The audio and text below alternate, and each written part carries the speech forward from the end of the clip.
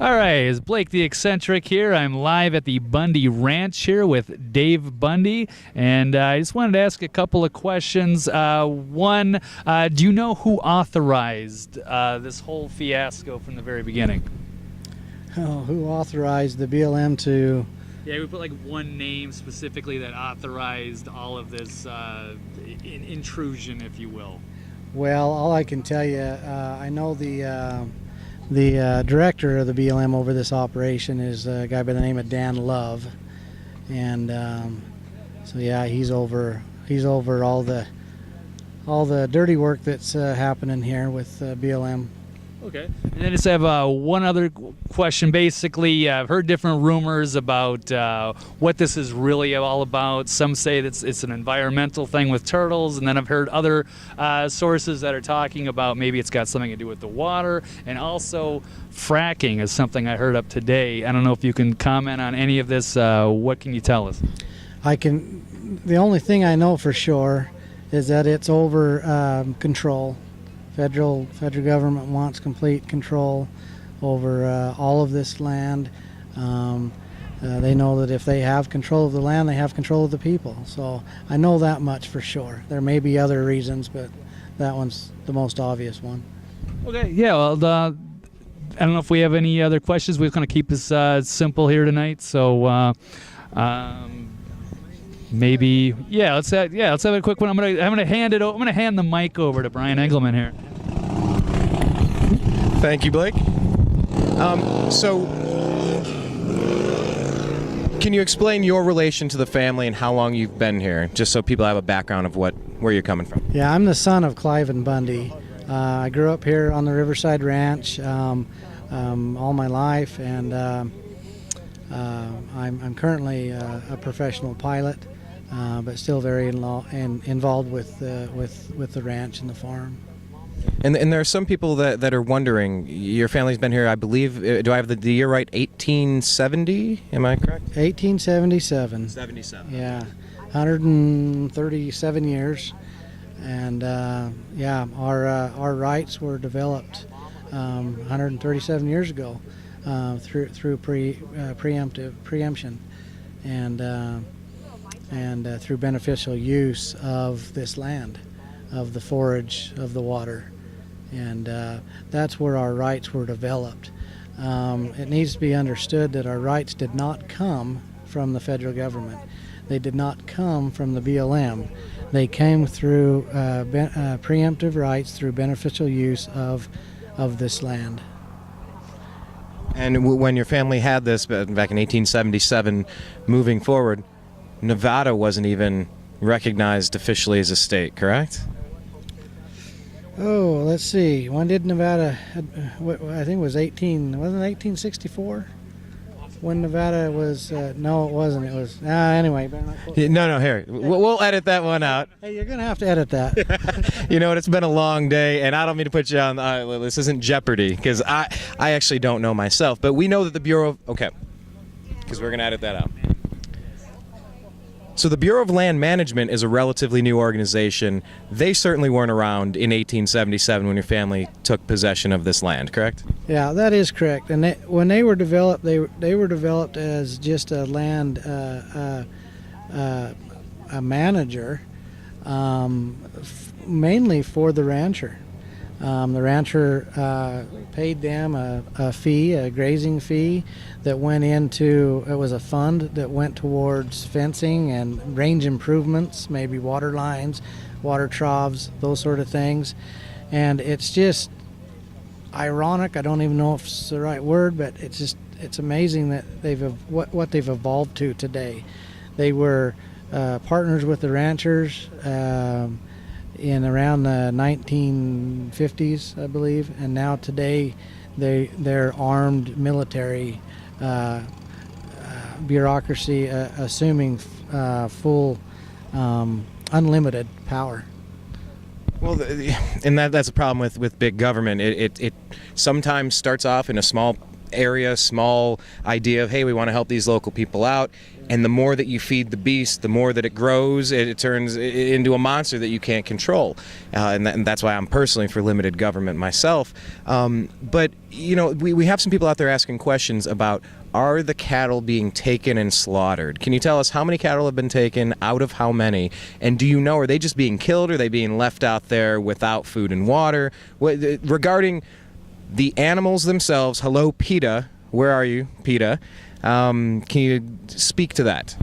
Yeah, there's been, we don't know the exact number of cattle that's been stolen.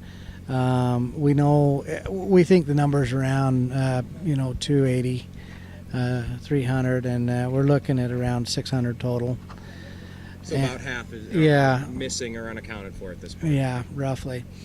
Most of them are being held at their base location in Toquap, just off I-15 between Mesquite and Logandale, Nevada. And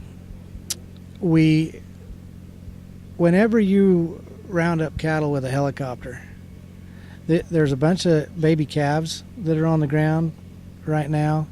And whenever you run these cattle with a helicopter, they're not like wild horses.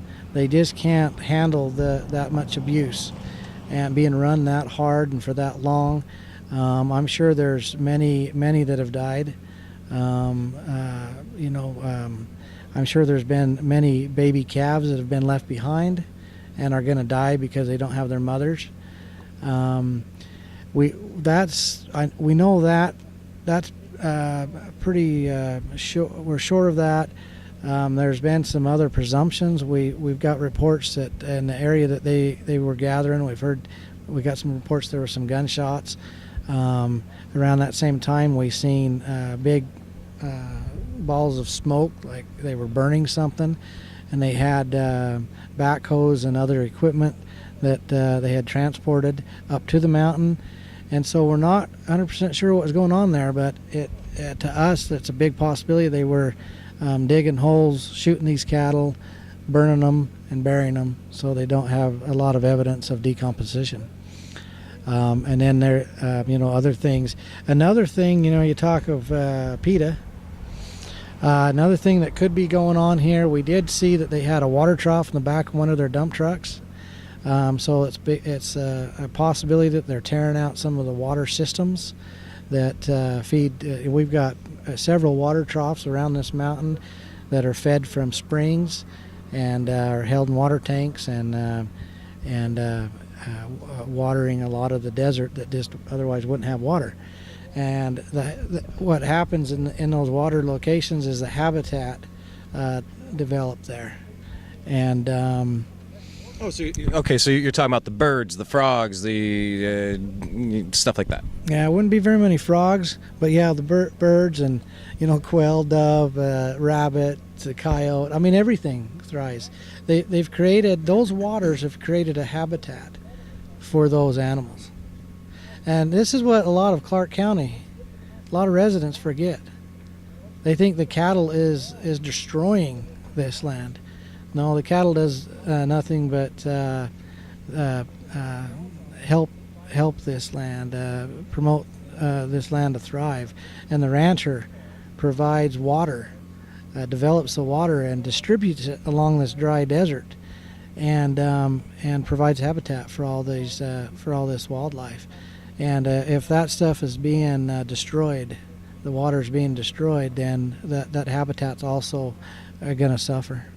So it's essentially the cows are mowing the grass for free, adding manure for free, and building entire wildlife sanctuaries for, well, let's just face it, putting an oasis in the middle of a barren wasteland. So your message directly to PETA then, talking about that, would be?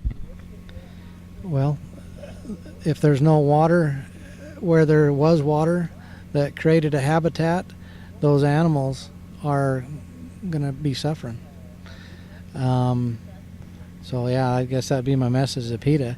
But I want the public to understand that how much good we do as ranchers to the environment.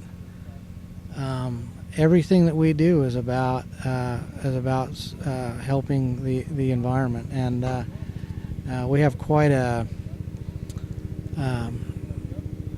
I guess a system, a network, a system that provides a lot for wildlife, and I think that's one thing that's missed by a lot of people. So, regarding things that are missed by a lot of people, some people online, on Twitter, on Facebook, have heard bits and pieces of this story, and some of the reaction that we've read was, well, these people haven't paid their bills in 20 years. Some people have called the family deadbeats. What is your reaction to the people that are saying that? Well, they need to learn. People are. I can't get upset because those people that speak that way are ignorant to the facts. And the fact is, we live in a sovereign state of Nevada. Per the Constitution, the federal government cannot own this public land. They do not have title to this land. It belongs to the state of Nevada. And therefore, we do not pay our grazing fees to a government that don't own this land. We don't have a problem with paying the grazing fee. We just have a problem with paying it to the wrong people. And we don't have a contract to the federal government as well. And so for the people that are following this story, they want to show some of their support, maybe they want to come out here in person, what kind of advice, information, suggestions, or pleas to the general public would you like to make? Well, this fight is not about cows. It's not about Cliven Bundy, and not all about Cliven Bundy and his rights. But it's about all of our rights. It's about our state sovereignty. It's about our civil rights. I mean, just within the last 3 days, there's been a man that was beat down and arrested and placed in handcuffs for hours and hours. There was a woman that was picked up yesterday and thrown to the ground. A woman that was, a mother of kids and a cancer survivor that was thrown to the ground. And there was another that was tased 3 times. And all exercising their First Amendment rights.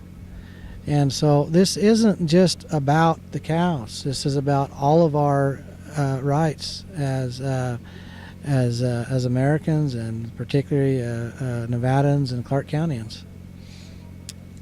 And so would you request or be happy with seeing more people show up, or maybe the opposite? Maybe just we kind of have it under control and we'll sort this out. No, come protect your rights. It's your rights. It's your sovereignty. It's your future. It's your children's future. It's your it's your future of what you can do on this public land. And so come and fight for it. Come and be here with us and protest and be a part of this freedom fight. Well, we'll certainly be praying for peace, and we wish you the best. Here with Dave Bundy at the Bundy Ranch, Brian Engelman for the New American Media.